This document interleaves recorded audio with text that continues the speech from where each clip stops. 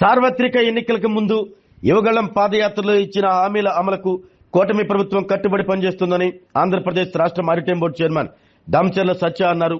రాష్ట్రానికి భారీ పెట్టుబడులు తీసుకొచ్చి యువతకు ఉద్యోగ అవకాశాలు కల్పించడమే ప్రభుత్వ లక్ష్యమని పేర్కొన్నారు. టంగుటూరు ఎంపీడీఓ కార్యాలయంలో నిర్వహించిన మెగా జాబ్ మేళాలో ఆయన పాల్గొని అభ్యర్థులను ఉద్దేశించి మాట్లాడారు. ఆంధ్రప్రదేశ్ రాష్ట్ర నైపుణ్యాభివృద్ధి సంస్థ నైపుణ్యాభివృద్ధి, ఉపాధి మరియు శిక్షణ శాఖ ఆధ్వర్యంలో టంగుటూరులో నిర్వహించిన జాబ్ మేళాకు యువత నుంచి విశేష స్పందన లభించింది.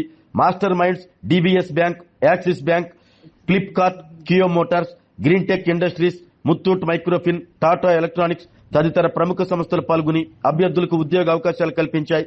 ఈ సందర్భంగా దామచర్ల సత్య మాట్లాడుతూ రాష్ట్రంలో సుపరిపాలనతో పాటు యువతకు ఉపాధి కల్పనకు ప్రభుత్వం అత్యంత ప్రాధాన్యత ఇస్తుందన్నారు. ముఖ్యంగా వెనుకబడిన కొండేపి ప్రాంత యువతకు సాంకేతికత నైపుణ్యాలపై శిక్షణలు అందించి ఉద్యోగ అవకాశాలు పెంచేలా చర్యలు చేపట్టాలని అధికారులకు సూచించారు. ఇలాంటి జాబ్ మేళాలను తరచూ నిర్వహించి మరింత మంది యువతకు ఉపాధి అవకాశాలు కల్పించాలని కోరారు. ప్రభుత్వం అందిస్తున్న అవకాశాలను ప్రతి యువకుడు సద్వినియోగం చేసుకోవాలని పిలుపునిచ్చారు. కార్యక్రమంలో జిల్లా నైపుణ్యాభివృద్ధి అధికారి రవితేజ, టంగుటూరు మండల తెలుగుదేశం పార్టీ అధ్యక్షులు చదలవాడ చంద్రశేఖర్, మాజీ సర్పంచ్ బెల్లం జయంతబాబు, బెజవాడ వెంకటేశ్వర్లు, ఎంపీడీఓ దేవసేన కుమారి, తహసీల్దార్ ఆంజనేయులు తదితరులు పాల్గొన్నారు. మనకి 200 మంది 150 నుంచి 200 పిల్లల దాకా వచ్చారు సార్. సో ఎవరెవరు వచ్చారో సార్ విల్ ఐడెంటిఫై. అమ్మ అందరూ సార్ ఇక్కడ ప్యానల్స్ పెట్టించాం సార్. Okay, thank you. ఇక్కడ వచ్చిన అతిథులందరికీ మరోసారి స్కిల్ డెవలప్మెంట్ కార్పొరేషన్ తరఫున అందరికీ ధన్యవాదాలు చెప్తూ ఇంతటితో ఈ ప్రోగ్రామ్ షేర్ చేస్తాను. మీకు ఏమైనా ప్రాబ్లం ఉంటే కూడా నాకు కాల్ చేయండి. సో 5 minutes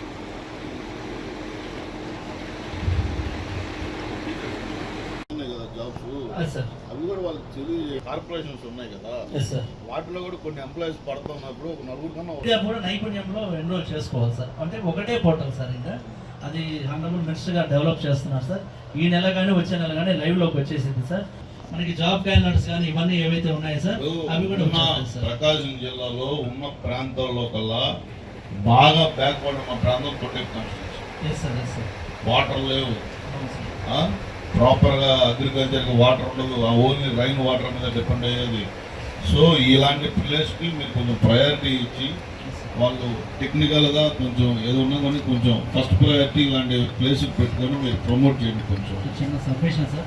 నిన్న ఒక కొండేపి జూనియర్ కాలేజ్ ఉంది సార్, మనకి అక్కడ హబ్ ఉంది సార్. లేటెస్ట్ గా 15 కొత్త ల్యాప్టాప్స్ కూడా తెప్పించాను సార్. ఇది కొద్దిగా రిక్వైర్మెంట్, హై రిక్వైర్మెంట్ ఉన్న ఏరియా అని.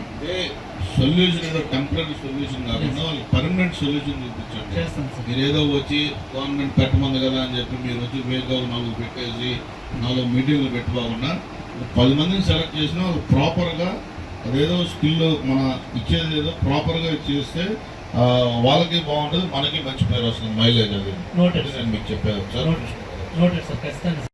మన ఏపీ గవర్నమెంట్ వారి స్కిల్ డెవలప్మెంట్ వారి ఆధ్వర్యంలో జాబ్ మేళా నిర్వహించడం, ఈ కార్యక్రమానికి ముఖ్య మన అధ్యక్షత వహించినటువంటి ఎండిఓ గారికి, స్కిల్ డెవలప్మెంట్ రవితేజ గారికి, వేదిక మీద పెద్దలు మన మండల పార్టీ అధ్యక్షులు చదలవాడ చంద్రశేఖర్ గారికి, మన సీనియర్ నాయకులు బెజవాడ వెంకటేశ్వర్లు గారికి, మరో ముఖ్య అతిథిగా విచ్చేసిన మాజీ సర్పంచ్ సోదరుడు జయంతబాబు గారికి, మన మీ పేరెంట్ ఇక మీరు ఇప్పుడు కనపడుతున్నారు కనీసం ఎప్పుడు ఎంఆర్ఓ గారికి, ఇక్కడికి విచ్చేసిన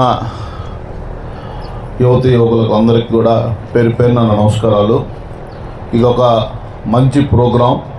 మన యువ నాయకుడు రాష్ట్ర మంత్రివర్యులు నారా లోకేష్ గారు యువగలం పాదయాత్రలో సుమారుగా 2500 కిలోమీటర్ల పాదయాత్ర చేసి ఈ రాష్ట్రంలో యువతకు సుమారుగా 20 లక్షల ఉద్యోగాల కల్పన సాధనతో ఆయన ఎన్నికల్లో మేనిఫెస్టోలో కూడా పెట్టడం జరిగింది.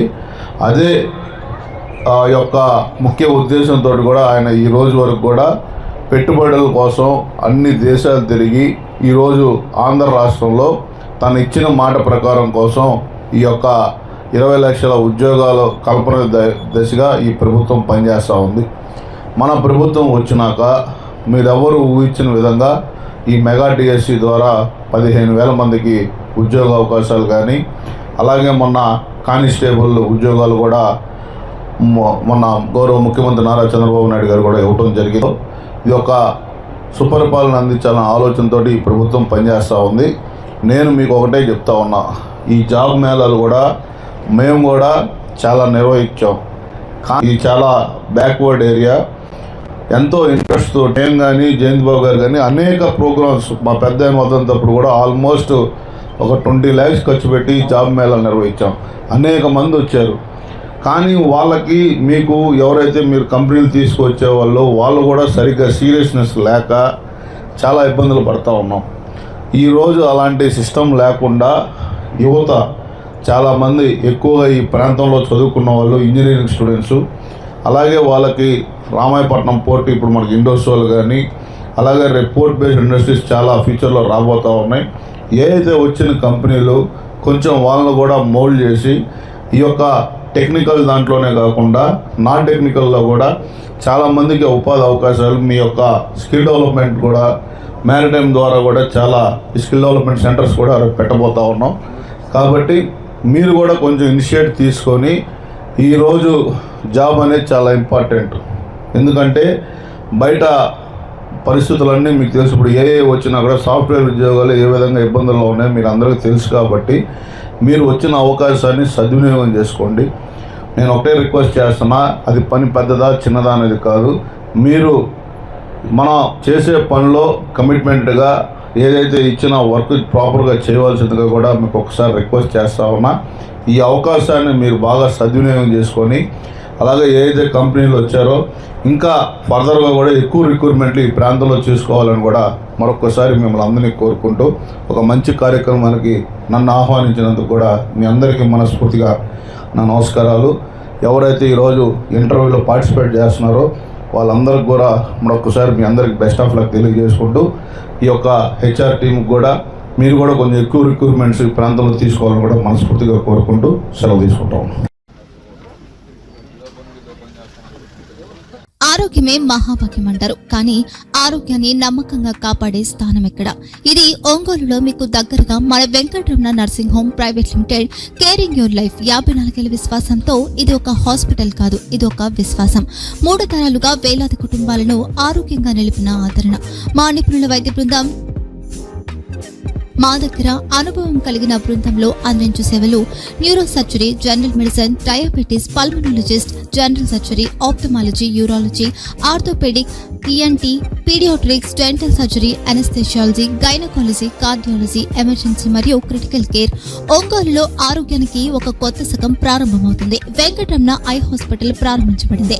కంటి ఆరోగ్యానికి ప్రత్యేక పరిష్కారంగా ప్రభుత్వ ఉద్యోగులు, రిటైర్డ్ ఉద్యోగులు మరియు వారి కుటుంబ సభ్యుల కోసం ఈహెచ్ఎస్ ద్వారా వైద్యం, క్యాష్లెస్ సేవలు, Medi Assist, Star, GHPL, Aditya Birla, Bajaj Allianz మరియు ఇతర ప్రముఖ హెల్త్ స్కీమ్లు అందుబాటులో ఉన్నాయి.